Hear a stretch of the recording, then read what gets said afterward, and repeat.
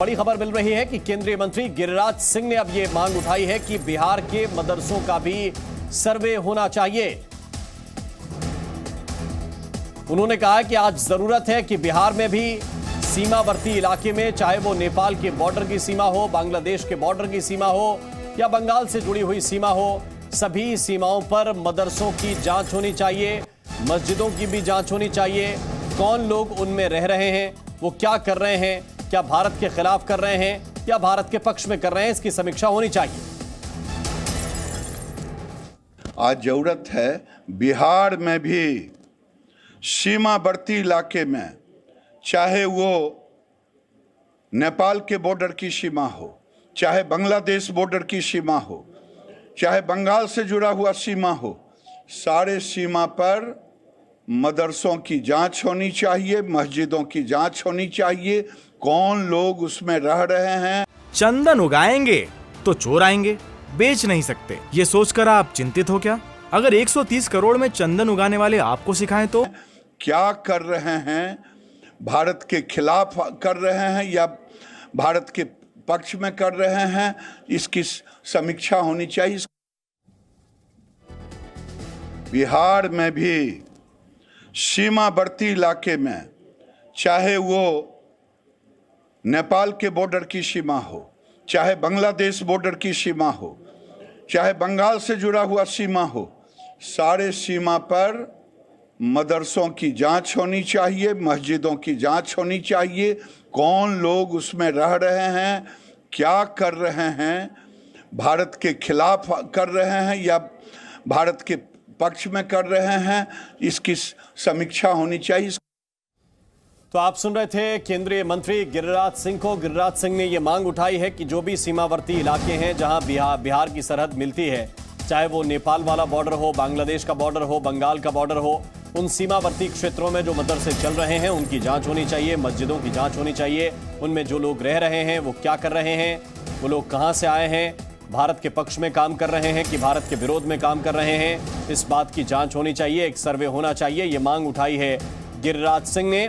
गिरिराज सिंह केंद्रीय मंत्री हैं और इस तरह के बयानों के लिए जाने भी जाते हैं। इस वक्त ये बड़ी खबर मिल रही है कि गिरिराज सिंह ने एक बार फिर से ये मांग उठाई है कि बिहार के मदरसों का भी सर्वे होना चाहिए। ये जांच होनी चाहिए कि जो मदरसों में पढ़ रहे हैं या रह रहे हैं वो लोग क्या काम कर रहे हैं। और उत्तर प्रदेश में प्राइवेट मदरसों के सर्वे पर समाजवादी पार्टी के सांसद शफीकुर रहमान बर्क ने सवाल उठाया है। सांसद बर्क ने कहा है कि अगर योगी सरकार को गैर मान्यता प्राप्त मदरसों पर एतराज है तो सरकार को इन मदरसों का खर्च खुद उठाकर चलाना चाहिए।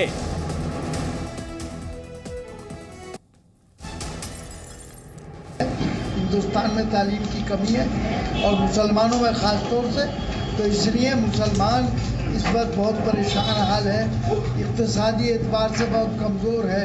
तो इन हालात में आदमी अपने मदरसे खुद खोलकर, प्राइवेट मदरसे खोलकर उसका खर्चा बर्दाश्त नहीं कर सकता।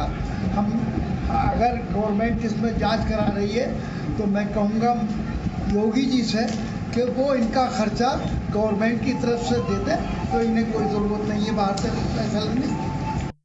हिंदुस्तान में तालीम की कमी है और मुसलमानों में ख़ास तौर से, तो इसलिए मुसलमान इस वक्त बहुत परेशान हाल है, इक़्तिसादी एतबार से बहुत कमज़ोर है। तो इन हालात में आदमी अपने मदरसे खुद खोलकर, प्राइवेट मदरसे खोलकर उसका खर्चा बर्दाश्त नहीं कर सकता। हम अगर गवर्नमेंट इसमें जांच करा रही है तो मैं कहूँगा योगी जी से कि वो इनका खर्चा गवर्नमेंट की तरफ से दे दे, तो इन्हें कोई ज़रूरत नहीं है बाहर से पैसा लेने। तो योगी सरकार का मदरसों के सर्वे का फैसला विपक्ष को रास नहीं आ रहा है। अवैध मदरसों का सर्वे पर कभी हैदराबाद के भाईजान ओवैसी का पारा गर्म हो जाता है और आरएसएस के स्कूलों पर वो सवाल उठाने लगते हैं, तो कभी समाजवादी पार्टी के नेता और सांसद शफीकुर रहमान बर्क भी पैरवी में उतर जाते हैं और ये दलील देते हैं कि मुस्लिमों की आबादी ज्यादा है और सरकारी मदरसों की जगह कम है, ऐसे में प्राइवेट मदरसे जरूरी हो जाते हैं। शफीकुर रहमान बर्क ने तो यह भी कहा है कि मदरसों में होने वाले खर्च को अगर सरकार दे दे तो चंदा जुटाने की जरूरत ही नहीं पड़ेगी, बाहर से पैसा लेने की आवश्यकता नहीं पड़ेगी। उत्तर प्रदेश में मुसलमान परेशान हैं। उन्होंने ये भी कहा मदरसों के सर्वे को लेकर सियासत एक तरह से चल रही है और एक तरह से सर्वे पर संग्राम भी चल रहा है। अब बढ़ते हैं थोड़ा सा आगे, क्योंकि उत्तर प्रदेश में मदरसों के सर्वे को लेकर एक बड़ी खबर इस वक्त मिल रही है।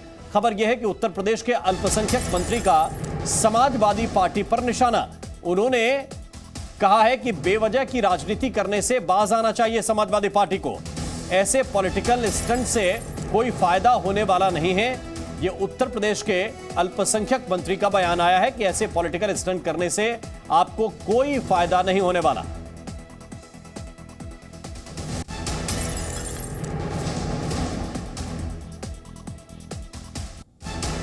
इस वक्त हमारे साथ मौजूद हैं उत्तर प्रदेश की सरकार में अल्पसंख्यक मंत्री दानिश आजाद अंसारी जी। सर, आज समाजवादी पार्टी का जो डेलीगेशन है श्रीकांत त्यागी की वाइफ से मिलने के लिए जा रहा है। ऐसे में उनके जिला अध्यक्ष की तरफ से पत्र लिखा गया और वो इसमें साथ नहीं है। क्या कहना चाहेंगे इस पूरे मामले पर समाजवादी पार्टी की इस राजनीति? देखिए, मेरा ये कहना है कि समाजवादी पार्टी को बेवजह की राजनीति करने से बाज आना चाहिए। कानून व्यवस्था पूरी ईमानदारी से अपना काम कर रहा है और आज का उत्तर प्रदेश कानून व्यवस्था का राज जाने जाने वाला प्रदेश है और हम सब पूरी ईमानदारी से कानून व्यवस्था को ग्राउंड लेवल पर बनाने का काम कर रहे हैं। तो ऐसे पॉलिटिकल स्टंट से उनको कोई फ़ायदा नहीं मिलेगा जिस नीयत से वो चाहते हैं। और जैसा कि आपने भी बताया कि उन्हीं के संगठन के लोग इस बात का विरोध कर रहे हैं। आम जनमानस ये जानता है कि उनको जनता के विकास से कोई सरोकार नहीं है। ये केवल उनका एक राजनीतिक एजेंडा है ताकि वो कुछ राजनीतिक माइलेज ले पाएँ, लेकिन इससे उनको कोई फ़ायदा नहीं पहुंचेगा। कानून व्यवस्था पूरी ईमानदारी से अपना काम कर रही है। उत्तर प्रदेश की सरकार और आपका विभाग मदरसों का सर्वे कराया जा रहा है। कल ओवैसी ने इस फैसले को लेकर के सरकार को काफ़ी घेरा भी और अब समाजवादी पार्टी भी मैदान में है। उनके सांसद शफीकुर रहमान बर्क की तरफ से इसको ठीक फैसला नहीं बताया गया है। क्या कहना चाहेंगे, क्यों इतनी बेचैनी है, किस वजह से? देखिए, जब भी अल्पसंख्यक समाज की या मुस्लिम समाज की तरक्की की कोई बात होती है तो ओवैसी साहब को या समाजवादी पार्टी को इससे दिक्कत होती है। अगर गैर मान्यता प्राप्त मदरसों का सर्वे हो रहा है तो उसमें दिक्कत क्या है? अगर छात्रों की भलाई हो रही है, अगर मुस्लिम छात्र आगे बढ़ रहा है, अगर मुस्लिम नौजवान शिक्षित हो रहा है, उसको रोज़गार मिल रहा है, तो इससे ओवैसी जी को और समाजवादी पार्टी जी को क्या दिक्कत है, या आपको उनसे पूछना चाहिए। मेरा तो ये मानना है कि जैसे ही मुसलमानों को शिक्षित करने की, उनको रोज़गार देने की, उनको सशक्त करने की बात होती है तो इन्हें इसलिए बुरा लगता है क्योंकि इन्होंने हम मुसलमानों को केवल एक वोट बैंक समझा है। हमें हमारा वोट बैंक लेके ये सत्ता में आए हैं और हमारे भलाई के लिए कभी भी कुछ नहीं किया। आज जब मोदी जी और योगी जी अल्पसंख्यक समाज के, मुस्लिम समाज की भलाई का काम कर रहे हैं तो उनके दुख और तकलीफ इसलिए हो रही है कि उन्हें डर है कि कहीं ये उनका जो वोट बैंक ये मानते हैं कहीं उनसे खिसक ना जाए। लेकिन ये आज का मुसलमान है, ये विकास की तरफ और तरक्की पसंद मुसलमान है। ये चाहता है कि उसके कौम का, हमारे कौम के युवाओं का भला हो, कौम के युवा तरक्की की तरफ जाएं, अच्छी शिक्षा मिले, अच्छा रोजगार मिले। और मदरसों के सर्वे पर सियासी संग्राम जारी है। यूपी सरकार मदरसों के सर्वे को सही बता रही है, वहीं विपक्ष योगी सरकार पर सवाल उठा रहा है। सर्वे उत्तर प्रदेश के मदरसा एजुकेशन बोर्ड के रजिस्टर्ड नहीं है, ये प्राइवेट मदरसे हैं, अनएडेड है, सरकार से इनको कोई ग्रांट नहीं मिलती है। तो आपको इसका सर्वे करने का मकसद क्या है? भारत के संविधान में आर्टिकल 30 के तहत कोई भी माइनॉरिटी अपने पसंद के एजुकेशन इंस्टीट्यूट को खोल सकता है। आप उसमें क्यों मदाखलत करेंगे, इंटरफेयर करेंगे? तरक्की की कोई बात होती है तो ओवैसी साहब को या समाजवादी पार्टी को इससे दिक्कत होती है। अगर छात्रों की भलाई हो रही है, अगर मुस्लिम छात्र आगे बढ़ रहा है, अगर मुस्लिम नौजवान शिक्षित हो रहा है, उसको रोज़गार मिल रहा है, तो इससे ओवैसी जी को और समाजवादी पार्टी जी को क्या दिक्कत है, या आपको उनसे पूछना चाहिए। और मदरसों से असल में बहुत ही सामान्य सवाल पूछे जाने हैं। वैसे ही आपको कुछ सवाल आपको बताते हैं जो मदरसों के सामने रखे जाएंगे। पहला सवाल यह होगा कि आपके मदरसे का नाम क्या है, जो मदरसा चलाते हैं उसका क्या नाम है। दूसरा सवाल यह होगा कि मदरसे का संचालन कौन करता है या कौन सी संस्था इसका संचालन करती है। तीसरा सवाल यह होगा कि यह मदरसा कब से चल रहा है, यह कब निर्मित हुआ था, कब से इसका काम चालू हुआ था। चौथा सवाल यह होगा कि मदरसा जहां बना है वो संपत्ति निजी है या फिर किराए पर ली गई कोई प्रॉपर्टी है जिस पर यह मदरसा चलाया जा रहा है। पांचवां सवाल होगा कि क्या बच्चों को मूलभूत सुविधाएं मिल रही हैं या नहीं मिल रही। छठा सवाल यह होगा कि मदरसे में पढ़ने वाले बच्चों की संख्या कितनी है, यानी कि किस मदरसे में कितने बच्चे पढ़ते हैं। 7वां सवाल यह होगा कि मदरसे में कुल शिक्षकों की संख्या कितनी है, यानी कि कितने टीचर पढ़ाते हैं। 8वां सवाल यह होगा कि मदरसे में किस तरह का पाठ्यक्रम रखा गया है, यानी कि क्या पढ़ाया जाता है, सिलेबस क्या है। 9वां सवाल यह होगा कि गैर मान्यता प्राप्त मदरसों की फंडिंग कहां से हो रही है, यानी कि पैसा कौन देता है, चंदा कौन देता है या अपने निजी खर्चे से हो रहा है। 10वां सवाल, मदरसे में आ रहे बच्चे किसी और स्कूल में भी पढ़ाई करते हैं या सिर्फ मदरसे में ही पढ़ते हैं। और 11वां सवाल यह होगा कि मदरसे का संबंध किसी एनजीओ से है या किसी अन्य संस्था से है, या वो संस्था जो भी है उसके बारे में भी डिटेल सवालों में मांगे गए हैं। और रविंद्र कुमार हमारे साथ ज्यादा जानकारी के साथ जुड़े हुए हैं। रविंद्र, बहुत ही सामान्य सवाल हैं जो किसी भी संस्था से पूछे जा सकते हैं कि कितने बच्चे हैं, व्यवस्थाएं कैसी हैं, कहां से पैसा आता है, निजी है या फिर कोई बड़ी संस्था चंदा लेकर काम करती है। लेकिन अब इसमें जिस तरह से गिरिराज सिंह आए हैं कि यह भी तय होना चाहिए कि उसमें कौन से लोग रहते हैं, क्या करते हैं, खास तौर से सीमावर्ती क्षेत्रों में है, क्या इसको एक कदम और आगे बिहार में उठाने की कोशिश हो रही है? देखिए, बिल्कुल कई ऐसे उदाहरण देखने को मिले हैं, चाहे असम हो या फिर बिहार के सीमावर्ती जो क्षेत्र हैं वहाँ पर मदरसों में, कि बांग्लादेश या पाकिस्तान के ऐसे लोग वहाँ पर मिले हैं मदरसों में जो शिक्षक के तौर पर वहाँ काम कर रहे थे, लेकिन वो न शिक्षा दे रहे थे बल्कि कहीं ना कहीं उनका लिंक जो आतंकवादी या आतंक से जुड़े लोग हैं उससे कहीं ना कहीं साबित होता नजर रहा था। इसलिए गिरिराज सिंह ने ये सवाल उठाया है कि क्या बिहार के सीमावर्ती जो क्षेत्र हैं जहाँ पर कहा जा रहा है कि कुकुरमुत्ते की तरफ वहाँ पर मदरसे सीमा पर दोनों साइड में नेपाल और बिहार दोनों तरफ हजारों की संख्या में एकाएक मदरसे वहाँ पर प्रकट हो गए हैं। वहाँ पर हजारों की संख्या में छात्र पढ़ रहे हैं। कौन उसको पढ़ा रहा है, कहाँ का है, इसके बारे में न राज्य सरकार की जानकारी है न जिला प्रशासन को। इसलिए गिरिराज सिंह ने ये कहा है कि इसकी भी सर्वे होना चाहिए, जैसा कि उत्तर प्रदेश में। और जो आपने सवाल जो दिखाया है हमारे दर्शकों को 11 सवाल, उसमें ऐसा कुछ भी नहीं है जो कोई भी मदरसा या कोई भी शिक्षक या कोई भी क्लास, कोई भी स्कूल न दे पाए कि कितने बच्चे हैं, कौन फंडिंग कर रहा है, कहाँ से उसमें क्या पढ़ाई हो रही है। एक सामान्य से सवाल है जिसका जवाब देना चाहिए। लेकिन हाँ, कई ऐसे मदरसे हैं जहाँ पर जो असम में आपने देखा कि मदरसों को वहाँ पर ढाया जा रहा है जिनका आतंकवादियों से लिंक सामने आया है। और वहाँ के मुख्यमंत्री ने उसकी सफाई भी दी है कि हम हर मदरसे पर कार्रवाई नहीं कर रहे हैं बल्कि उन मदरसों पर कार्रवाई कर रहे हैं जिनका आतंकवाद से जुड़ा हुआ रिश्ता दिख रहा है या साबित हुआ है।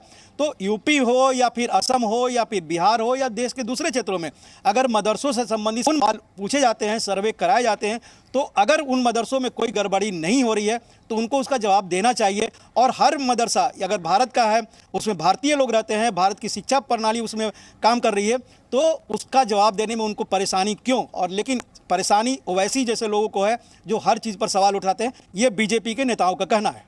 बिल्कुल, लेकिन इसके साथ साथ रविंद्र, एक और बात है कि क्या एक तरह से एक नया प्लेग्राउंड है जिस पर अब गिरिराज सिंह बिहार में खेलने वाले हैं, क्योंकि पहले सरकार में थे, जेडीयू के साथ थे, नंबर 2 थे, लेकिन थे तो सरकार में। स्वाभाविक तौर पर ये डिटेल्स, ये जानकारियां तब ली जा सकती थी कि बिहार में कहां क्या चल रहा है, क्या गतिविधि है।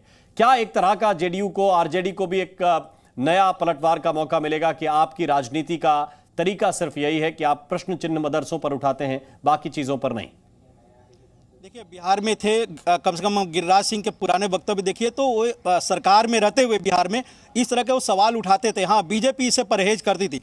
गिरिराज सिंह पर्सनल बेसिस पर, निजी तौर पर वो इस तरह के सवाल उठाते रहे हैं और इसलिए कभी कभी पार्टी को इससे परेशानी भी होती थी जब नीतीश कुमार के साथ उनकी सरकार थी।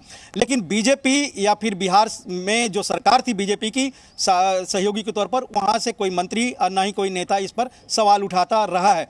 लेकिन जब सरकार रिश्ता टूटा है और आप देखिए कि जो आरजेडी है उसका वोट बैंक है एक तरह से मुस्लिम और यादव, ऐसा बीजेपी के नेताओं का कहना है, तो कहीं ना कहीं उस पर भी सवाल उठाकर ये प्रेशर देना है नीतीश कुमार पर जो मुख्यमंत्री हैं कि आपके सरकार में, आपके राज्य में जो मदरसे हैं उसकी भी सर्वे होना चाहिए क्योंकि उसमें काफी गड़बड़ियां हैं। चंदन उगाएंगे तो चोर आएंगे, बेच नहीं सकते। ये सोचकर आप चिंतित हो क्या? अगर 130 करोड़ में चंदन उगाने वाले आपको सिखाएं तो